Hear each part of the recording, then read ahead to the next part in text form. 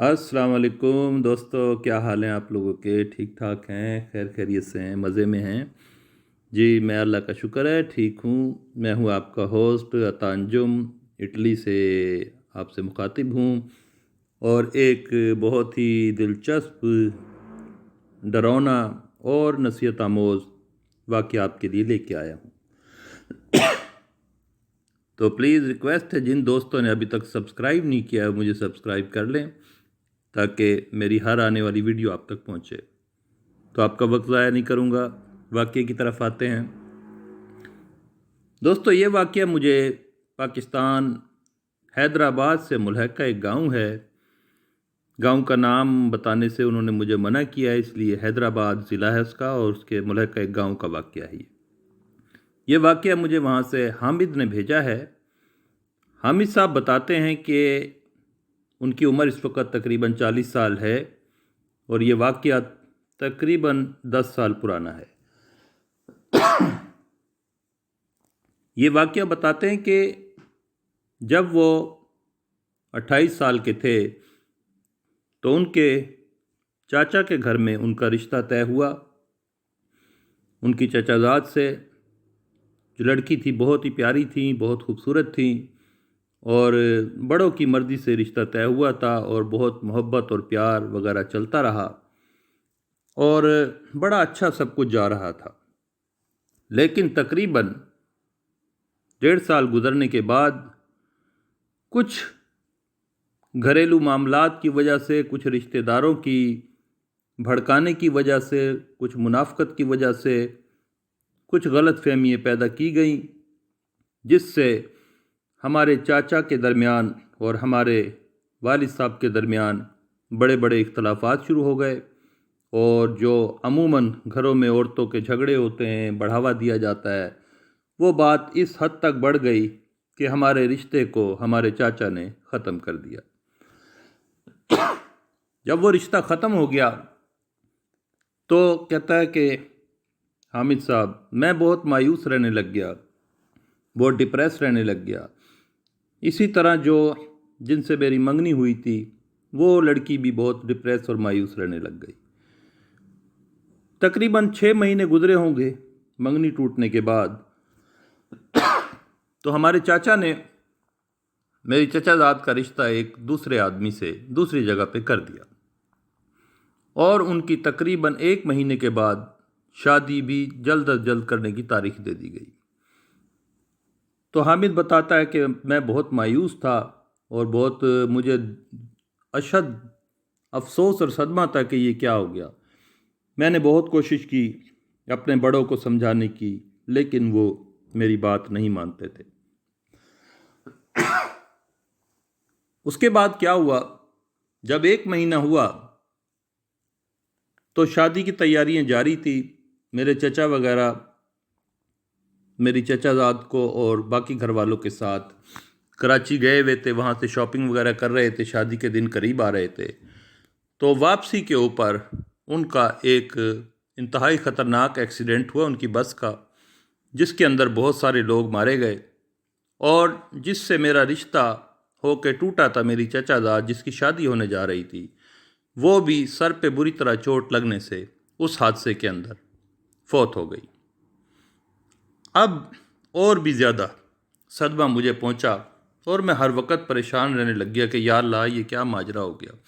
सब खुशियाँ थी और थोड़े अरसे के अंदर ही ये सब कुछ बदल गया। लेकिन क्या कह सकते हैं, कुदरत के मामलात हैं। हमारे लोग, हमारे वालिद साहब वगैरह फौतगी में भी गए, शामिल भी हुए, सब कुछ ख़त्म हो गया और ज़िंदगी अपने धारे पर आहिस्ता आहिस्ता फिर चलना शुरू हो गई। मेरे एक बड़े भाई हैं, वो मुझसे बहुत मोहब्बत करते हैं और मेरा बड़ा ख्याल रखते हैं। उन्हें मेरी अटैचमेंट का पता था मेरी एक्स मंगेतर से, यानी जो मेरी मंगेतर थी, और उन्हें यह भी एहसास था कि मैं गहरे सदमे से गुजरा हूँ। जब उसकी फौतगी को तकरीबन 4-5 माह गुजर गए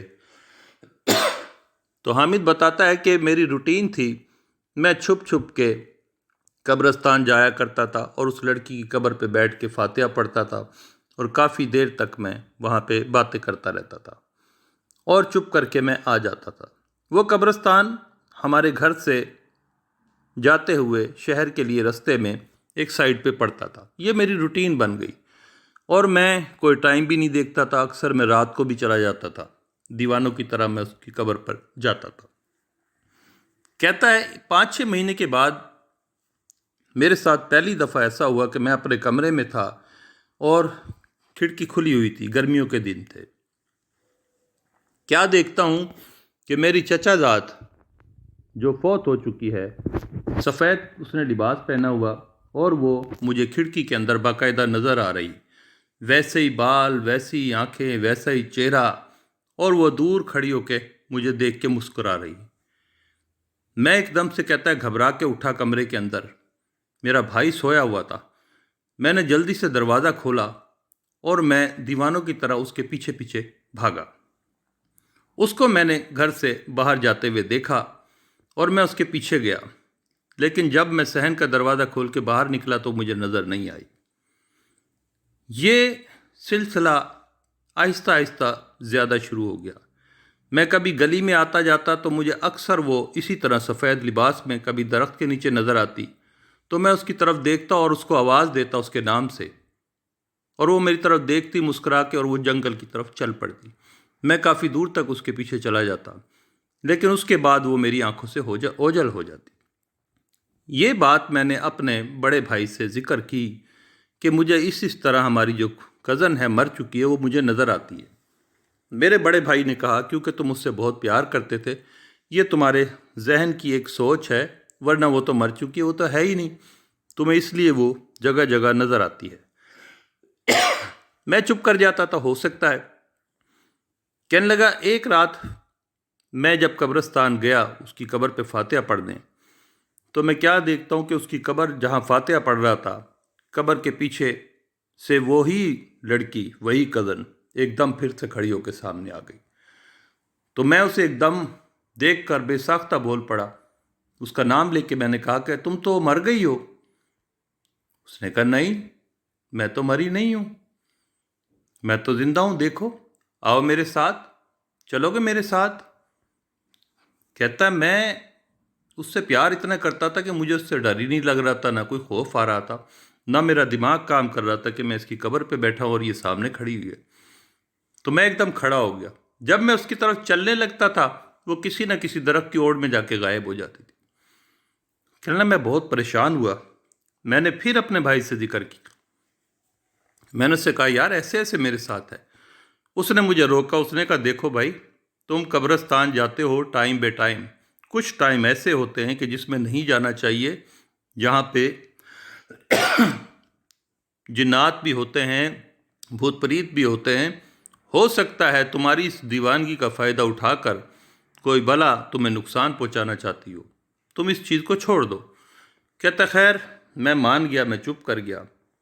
ایک روز کا ذکر بتاتا ہے کہ میں شام کا ٹائم تھا، مغرب کا ٹائم، میرے بڑے بھائی کام پہ گئے ہوئے تھے شہر میں اور ان کے واپس آنے کا ٹائم تھا، لیکن اچانک سے پھر مجھے وہ اپنے گھر کے صحن میں نظر آئی، میری کزن جو تھی۔ کہتا ہے میں اس کی طرف تیزی سے بھاگا۔ جب میں اس کے ساتھ بھاگا تو وہ چلنا شروع ہو گئی جنگل کی طرف۔ کہتا ہے جنگل میں اس کے پیچھے پیچھے چلتا جا رہا تھا، ایک جگہ وہ جا کے رکی۔ اس نے کہا کہ تم مجھ سے بہت پیار کرتے ہو۔ میں نے کہا ہاں میں تم سے بہت پیار کرتا ہوں، لیکن تم تو مر گئی ہو، مجھے یہ ماجرا تو بتاؤ۔ اس نے کہا ہاں سب کچھ بتاؤں گی، تم میرے ساتھ آؤ، میں تمہیں لے کے چلتی ہوں، میں کہاں رہتی ہوں۔ کہتا ہے یہ کرتے کرتے وہ مجھے لیتی جا رہی تھی۔ آگے ہمارے ریلوے لائن گزرتی ہے، ہمارے گاؤں میں سے ہوتی گزرتی ہے، جو لاہور سے کراچی والی مین لائن ہے۔ کہہ رہا میں چلتا چلتا دیوانوں کی طرح اس کے پیچھے چلا جا رہا تھا۔ اتنے میں بہت پیچھے سے میرے بھائی نے مجھے کہیں دیکھ لیا تھا کہ میں دوبارہ سے اسی طرف قبرستان والے رستے سے ہوتا ہوا جا رہا ہوں۔ خیر میرا بھائی کا کافی فاصلہ تھا۔ کہتا ہے میں اس لڑکی کے پیچھے اپنی کزن کی شکل میں جو نظر آتی تھی اس کے پیچھے پیچھے چلنا شروع ہو گیا۔ بالکل وہ لڑکی جو تھی مین جو ٹرین کی لائن تھی جہاں سے ٹرینیں گزرتی ہے اس کے درمیان میں جا کے کھڑی ہو گئی اور مجھے بلایا کہ قریب آ جاؤ، یہاں آ جاؤ، میں تمہیں بتاتی ہوں سارا کچھ۔ کہتا میرے پہ دیوانگی کا ایسا عالم تھا، میں نے ہر چیز کو نظر انداز کر دیا۔ اس ٹائم ریلوے ٹریک خالی تھا، میں جا کے وہاں پہ کھڑا ہو گیا۔ اب وہ میری طرف دیکھے جا رہی تھی اور ہنسے جا رہی تھی، دیکھے جا رہی تھی، ہنسے جا رہی تھی، کیونکہ میں اس کو ہاتھ نہیں لگا رہا تھا، نہ وہ میری طرف ہاتھ بڑھا رہی تھی۔ کہتا اتنے میں میرا بھائی مجھے آوازیں پیچھے سے دیے جا رہا تھا کہ ہٹ جاؤ ٹرین آ رہی ہے، ہٹ جاؤ ٹرین آ رہی ہے۔ میں نہیں ہٹ رہا تھا، مجھے کچھ سنائی نہیں دے رہا تھا اس کا۔ کہتا ہے میرا بھائی جب تک پہنچے اتنے میں واقعی ایک ٹرین آ رہی تھی اور بڑی تیزی سے وہ چلتی ہوئی آ رہی تھی۔ کہتا آخر میں ایک دم سے وہ جو لڑکی تھی سفید کپڑوں کے اندر، وہ تھوڑی سی ٹرین کے ٹریک سے پرے ہٹی۔ جب وہ پرے ہٹی تو ایک دم سے میرے کان میں میرے بھائی کی آواز گونجی زور زور سے، میرا نام پکار رہا تھا، حامد حامد۔ کہتا یہ میری خوش قسمتی ہے کہ اس وقت میرا ذہن کام کیا اور میں نے تھوڑا سا اس کی طرف پلٹ کے دیکھا تو میں مین ٹریک سے ہٹ چکا تھا، لیکن اس کے باوجود بھی ٹرین تیزی سے آئی اور گزر گئی اور اس کا ایک معمولی سا حصہ مجھے ٹکرایا اور جس سے میں دور جا کے گرا، اور دور جا کے گرنے کے بعد جب مجھے بے ہوشی طاری ہوئی، میرے بھائی نے سنبھال لیا اور مجھے ہاسپٹل لے جایا گیا۔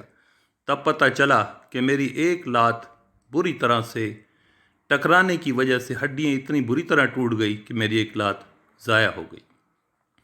کہتا وہ لات میری ضائع ہو گئی، خون میرا بڑی مشکل سے انہوں نے روکا، اور اس کے بعد میں آج بھی کہتا ہے اپاہج ہوں اور اپنے گھر کے اندر ہوں۔ اس کے بعد میرا باقاعدہ روحانی علاج کرایا گیا۔ روحانی علاج کرانے کے بعد آج تک پھر وہ دوبارہ مجھے وہ لڑکی، وہ کزن، وہ سایہ، وہ سفید کپڑوں میں وہ مجھے دوبارہ نظر نہیں آئی۔ تو یہ ایک سچا واقعہ ہے میری زندگی کا، حامد صاحب بتاتے ہیں، جو میں آپ کے چینل کے ذریعے لوگوں سے شیئر کرنا چاہتا تھا۔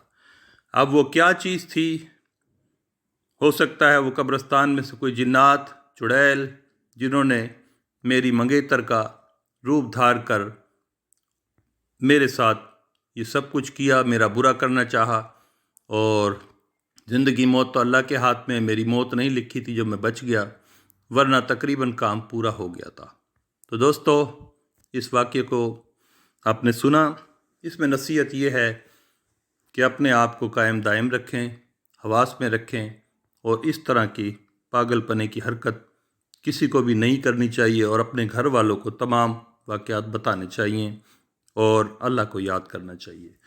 تو امید ہے جیسے مجھے حامد صاحب نے واقعہ بھیجا تھا میں نے آپ تک پہنچا دیا۔